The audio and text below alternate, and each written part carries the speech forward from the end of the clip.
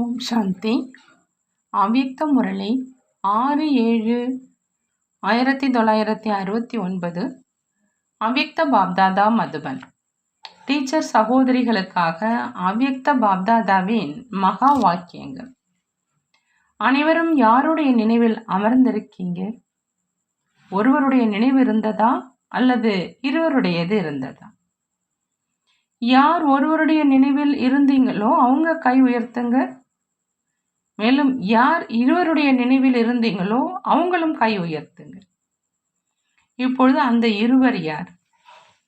அவ்யக்த வதனவாசியா அல்லது வியக்த வதனவாசியா?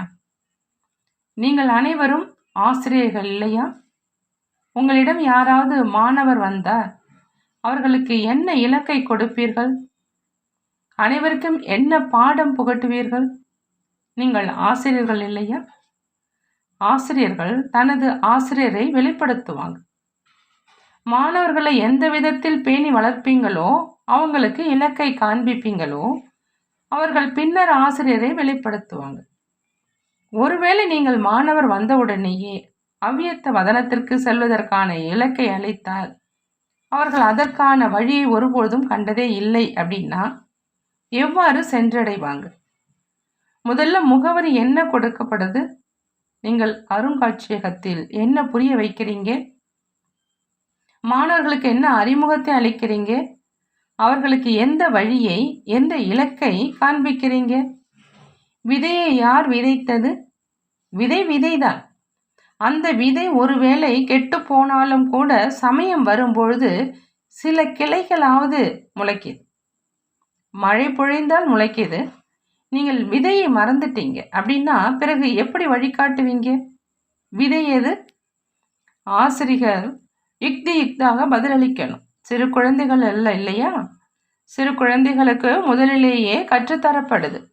நீங்களோ கற்றுக்கொண்டு இவ்வளவு பரிபாலனை அடைந்து இப்பொழுது தேர்வு எழுத வந்திருக்கீங்க. கற்றலின் கூடவே தேர்வும் எழுதுவீங்க. இரு காரியங்களும் இணைந்தே நடைபெறும். தந்தை அவ்யக்த வதனவாசியாக ஆகிட்டார். ஆகவே நீங்கள் அனைவரும் கூட அவ்யக்த வதனவாசியாக ஆகணும். அவர் எந்த சிருஷ்டியில இருந்து கொண்டு அவ்யக்தமானார்? நீங்கள் எங்கிருந்து கொண்டு ஆக வேண்டும்? சாக்கார சிருஷ்டி இல்லையா? சிருஷ்டியோ முழு உருளையாக இருக்குது. சிருஷ்டியில முழு மரம் அடங்கியிருக்கு. ஆனா சிருஷ்டியினுடைய இறுதி சங்கம யுகமாகும். சங்கம யுகமே மேன்மையானது. ஆகினாலும் உங்கள் அனைவரையும் இங்கு கொண்டு வந்து சேர்த்தது. நீங்கள் தனது புகலிடத்தை மறந்துவிட்டால் பிறகு என்ன ஆகும்? புகலிடம் அளித்தவரும் மறந்து போகும். புகலிடத்தை தொடர்ந்து நினைவு செய்யுங்க. மேலும் பாப்தாதாவிடமிருந்து கிடைத்த கல்வியை தாரணை செய்யுங்க. தாரணையின் மூலம் பொறுமை மிக்கவராக, உள்நோக்கு முகம் உடையவராக ஆவீங்க. அதன் மூலம் கலியுக ராவண ராஜ்யத்தை அழித்திடுவீங்க. இப்பொழுது பயில்வதற்கான காலமாகும். கூடவே தேர்வு எழுவதற்கான காலமாகும். இது ஒரு விஷயம். இரண்டாவது விஷயம் ஒன்று இருக்குது. இதன் மீதும் சற்று கவனம் செலுத்துங்க. எவ்வளவு காலம் வரை பாப்தாதாவின் மடியில வளர்ந்தீங்க? மேலும் அந்த காலத்தில் என்னவெல்லாம் காரியம் செஞ்சிருக்கீங்க? சிலர் வெட்கப்பட்டு கொண்டு தான் செய்தவற்றை பாப்தாதாவிடம் மறைச்சிருக்கிறாங்க. தந்தையை பற்றி தெரிந்து கொண்டு அனைத்தையும் தந்தையின் முன் அர்ப்பணம் செய்யல. அத்தகைய தவறு ஏற்பட்டிருக்குது அப்படின்னு யார் நினைக்கிறீங்க? எவரும் தன்னுடைய மனதிற்கு தெரிந்து தவறு செய்யல. ஆனா கவனக்குறைவினால ஏற்பட்டுடுது. இவை அனைத்தையும் எழுதணும். பாப்தாதாவிடம் எவரெல்லாம் கூறியிருக்கிறார்களோ அவர்களும் கூட தமது முழு ஜாதகத்தை எழுதணும். இது இறுதி நேரம் இல்லையா? 84 பிறவிகளுடைய கணக்கு வழக்கு இங்கேயே முடிஞ்சிடுது. சத்தியம் மற்றும் தூய்மை அப்படிங்கிற அந்த வார்த்தைகளை சொல்றாங்க. ஆனால் சத்தியம் மற்றும் தூய்மை இரண்டிற்கும் உள்ள வித்தியாசம் என்ன என்பதனுடைய அர்த்தத்தை புரிஞ்சிருக்கல. இப்போ அதனுடைய ஆழத்துல சென்று முழுவதுமாக எழுதணும். அவ்யக்த வதனத்திலிருந்து பாப்தாதா குழந்தைகளுடைய சேவை செய்வதற்காகவும் மற்றும் தூய்மை ஆக்குவதற்காகவும் வந்திருக்கிறாங்க. தந்தை சேவை செய்கிற ஆதியிலிருந்து இறுதி வரை குழந்தைகளாகிய உங்கள் அனைவருடைய சேவகனாக தந்தை இருக்கிறார். சேவை செய்வதற்காக சதா தயாராக இருக்கிறார். என்னுடைய குழந்தைகள் கிரீடம் போன்றவர்கள், கண்களினுடைய நட்சத்திரங்கள் அப்படின்னு தந்தைக்கு எவ்வளவு பெருமை இருக்குது. குழந்தைகளுக்காக சொர்க்கத்தை ஸ்தாபனை பண்ணி கொண்டு இருக்கின்றார். அந்த சொர்க்கத்தில் வசிப்பவர் ஆக்குவதற்காக தயார்படுத்திட்டு இருக்கிறார். நான் லக்ஷ்மி நாராயணன் ஆவேன் என்று யார் நினைக்கிறீங்க? இத்தகைய லட்சியம் கிடைத்த பின்பும் கவனக்குறைவோடு இருக்கீங்க. ஆகையினாலே பாப்தாதா சேவை செய்வதற்காக வந்திருக்கிறாங்க. இறுதி நிலையினுடைய ஆதாரத்திலேயே எதிர்காலம் அமையுது. அந்துமதி சோகதி. காலம் போதுமானதாக இல்லை. நேரம் மிக அருகில் வரப்போகுது. பெண் சிங்கங்களாகிய சக்திகளாகிய நீங்கள் புஜங்களை தயார் செய்யணும். அப்பொழுதே எதிரியுடன் போர் புரிய முடியும். ஒருவேளை தன் மீது நம்பிக்கை இல்லை, மேலும் பாப்தாதாவினுடைய முழுமையான அறிமுகம் இல்லை அப்படின்னா சக்தி சேனையாகவும் ஆக முடியாது. அந்த சக்தியினுடைய அலங்காரமும் ஏற்படாது. ஒருவேளை தனக்குள்ள சக்தியை தாரணை செஞ்சிட்டா பின்னால் வரக்கூடியவங்களுக்கும் கூட முழுமையான வழி கிடைக்கும். மேலும் அவர்கள் அனைவரும் சக்தி சேனையில் இணைந்துடுவாங்க. ஆகவே தன்னை உண்மையான ஆபரணமாக்குவதற்காக அனைத்து குறைகளையும் நீக்கி தூய்மையாக ஆகணும். எத்தனை விதமான தங்கம் இருக்குது. சிலது 9 கேரட் தங்கமாக, சிலது 12 கேரட்டாக இருக்குது. சுத்தம் தான். கேரட் அப்படிங்கிற அந்த வார்த்தை நீங்கணும். தன்னை சீர்படுத்தணும். இப்பொழுது தன்னை சீராக்குவதற்கான சமயம் கிடைச்சிருக்குது. இந்த விஷயத்தை நல்ல முறையில் கவனத்தில் வைக்கணும். பூமியே பிளந்தாலும் தர்மத்தை விடக்கூடாது. எது தர்மம், எது பூமி தெரியுமா? ஒரு முறை உறுதிமொழி செய்தானது. பாப்தாதாவுக்கு கரத்தை கொடுத்த பிறகு தர்மத்தை விடக்கூடாது. பதிவிரதைகள் தமது தர்மத்தில் மிகவும் உறுதியாக இருப்பாங்க. உண்மையிலும் உண்மையான சீத்தை, உண்மையான லட்சுமியான நீங்கள் மகாலட்சுமியாக போகிறவங்க. தன்னுடைய லட்சியத்தை விட்டு ஒருவேளை கீழே இறங்கி இருந்தீங்க அப்படின்னா பின்னர் குதித்து லட்சியத்தில் அமருங்க. பாப்தாதா குழந்தைகளாகி உங்களுடைய சேவை செய்வதற்காக சேவகனாக ஆகி ஞான கல்வியை அழிச்சிட்டு இருக்கிறாங்க. கட்டளை இடுறது கிடையாது, ஆனால் படிப்பினை கொடுக்கின்றார்கள். ஏன்னா தந்தை ஆசிரியராகவும் இருக்கிறார், சத்குருவாகவும் இருக்கிறார். ஒருவேளை குழந்தைகளுக்கு கட்டளை கொடுத்த பின்னாடி அவர்கள் ஏற்றுக்கொள்ளவில்லை அப்படின்னா அது நல்லது கிடையாது. அதனால படிப்பினை அளிக்கிறார். இன்று அஸ்திவாரம் போடப்படுது. சிறு குழந்தைகளுக்கு திலகம் இடப்படுது. என்ன செய்யணும், எவ்வாறு ஆகணும் அப்படின்னா அவங்களுக்கு வழி சொல்லப்படுது. உங்கள் அனைவருக்கும் ஏற்கனவே வழி கிடைச்சிருச்சு. நீங்கள் பிறருக்கு வழி காட்டுவதற்கு நிமித்தமாக இருக்கீங்க. ஒருவேளை அந்த வழியில ஏதாவது குழப்பம் ஏற்பட்டா அதை நீக்கணும். இப்பொழுதும் கூட நீக்கல அப்படின்னா சக்திகளுக்கு எதிர்காலத்துக்காக என்ன பலம் கிடைச்சுள்ளதோ அது அழிந்துடும் அப்படின்னு புரிஞ்சுக்குங்க. அத்தகைய நிலை பாப்தாதாவுக்கு ஆங்காங்கு தென்பட்டு இருக்குது. ஆகையினால குழுவில் அனைவருடைய உள்ளங்களையும் ஒற்றுமையாக ஆக்குவதற்காக, முழுமையாக வழியை காண்பிப்பதற்காக உங்களை வரவழைச்சிருக்கிறோம். உங்கள் அனைவருக்கும் குஷி இருக்கும். சிறு சிறு குழந்தைகளை எங்கேயாவது விழா முதலியவைக்கு அழைத்து சென்றால் புது ஆடை அணிந்து கொண்டு அங்கு செல்வோம் என்று மிகுந்த குஷி ஏற்படுது இல்லையா? நீங்கள் அனைவரும் எத்தகைய புதிய ஆடை அலங்காரம் செய்யணும்? ஒரு பக்கம் சேவகராகவும் ஆகணும். சேவகர் அப்படின்னா பதித்த ஆத்மாக்களை சீர்திருத்தணும். அந்த சேவையை நிலையாக செய்யுங்க. நீங்கள் அனைவரும் வரப்போகிற ஆத்மாக்களை எவ்வளவு சீர்திருத்தணும், எவ்வாறு தடைகளை விளக்கணும்? அம்புல கூர்மை இருந்தால் ஒரே தடவையில் முழுவதுமாக அம்பு தைத்திடும். அந்த ஆத்மாவுக்கும் முன்னேற்றம் ஏற்பட்டுடும். சின்ன சின்ன குழந்தைகள் யாரை சீர்திருத்தம் செய்வீங்க? எந்த மலையை தூக்கி இருக்கீங்க? மலையை தூக்குவதற்கு யார் நிமித்தமாக இருக்கிறாங்க? கோபகோபியர்கள் இல்லையா? எப்பொழுது கடமையை முழுமையாக செய்வீங்களோ அப்பொழுதே கோபிகையாக முடியும்.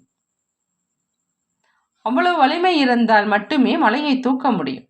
ஆகையினால இந்த அனைத்து விஷயங்களை பற்றியும் தெளிவுபடுத்துவதற்காக தந்தை வரவேண்டியதாக இருக்கிறது. மற்றபடி ஒரே தடவையில பாப்தாதா திலகம் வச்சிட்டாங்க. குங்குமம் போட்டா அல்லது சந்தனமா? குங்குமம் போட்டு முகத்துக்கு அழகு, சந்தனம் ஆத்மாவுக்கு அழகு சேர்க்குது. நீங்கள் ஆபரணம் கூட தோற்றத்தை அழகுற செய்வதற்காக அணியக்கூடாது. உலகிற்கு காண்பிப்பதற்காக ஆடை அணியக்கூடாது. ஆனால் உலகத்தினர் விரும்புமாறு மற்றும் உள்ளம் விரும்புமாறு அகத்தில் தன்னை அலங்கரிக்கணும். அதாவது குண ஆபரணம் அணியணும். உலகத்தினர் விருப்பமானது வெளிநோக்கு முகம், உள்ளத்தின் விருப்பமானது உள்நோக்கு முகம். ஆகவே உள்நோக்கு உடையவராக ஆகி தன்னை அலங்கரிக்கணும். உலகத்தினர் விருப்பத்தின்படி சொற்பொழிவு ஆற்றப்பட்டது, மகிழ்விக்கப்பட்டது. ஆனால் சொற்பொழிவில் என்ன ரகசியம் புதைந்திருக்குதோ அது ஒவ்வொன்றும் தன்னுடைய கர்ம இயந்திரங்களில் நிரப்பணும். அப்பொழுதுதான் அழகு பெறுவீங்க. உங்கள் செயல்களில் இருந்து தெய்வீக குணங்கள் வெளிப்படணும். அலங்கரிப்பதற்காகவே தெய்வீக குணங்களை பற்றிய வகுப்பு நடத்தப்படுது. அப்படி அலங்கரிக்கப்பட்டவராகி சங்கமகத்தை கழிச்சிடணும். பிறகு தன்னுடைய வீடு போகணும். பிறகு வீட்டிலிருந்து எங்க செல்லணும்? மாமனார் வீடு. கன்னிகை மாமனார் வீடு செல்கின்றார். ஒருவேளை எழுத படிக்க தெரியாதவராய், புத்தி கூர்மை இல்லாதவராய் இருந்தார் அப்படின்னா மாமியார் மாமனார் இவரிடம் எழுதுவதற்கான, அமர்வதற்கான, நான் முறையில் நடந்து கொள்வதற்கான புத்தி இல்லை என்று சொல்வாங்க. இப்போது நீங்கள் மாமனார் வீடு செல்லணும். ஆகவே தந்தை காலடியை பார்ப்பது கிடையாது, ஆனால் ஒவ்வொரு கர்ம இயந்திரத்தையும் கவனிப்பார். காலடி என்ற வார்த்தை பெரிய அளவிலானது. ஒரு அடியில் கோடி பலன் கிடைக்கிது. அது தன்னுடைய நன்மைக்காக கிடைக்கிது. ஆனால் கர்மேந்திரங்களை அலங்கரிக்கணும். ஆபரணம் அணிந்து செல்லணும். இப்பொழுது அலங்கரிப்பதற்காக யாரிடம் வந்திருக்கீங்க? பாப்தாதாவினுடைய வீட்டிற்கு, அதாவது தன்னுடைய வீட்டிற்கு வந்திருக்கீங்க. அலங்காரம் செய்விப்பவர் யார்? விவாக நிச்சயம் செய்யப்பட்டவருக்கு ஆபரணம் செய்பவர் ஒருவர் இருப்பார். அணிவிக்கக்கூடியவர் வேறொருவராக இருப்பார். ஆகவே இப்பொழுது அலங்கரிச்சிட்டு செல்லணும். புரிந்ததா? நீங்கள் அனைத்தும் புரிந்து கொண்டு புத்திசாலியான ஆசிரியர்களாக இருக்கீங்க. 15 நாட்களே முடிவை இறுதி முடிவாக கருதுங்க. அவ்வளவு முயற்சி செஞ்சு திறமையுள்ள ஆசிரியராக அனைவரும் ஆகணும்.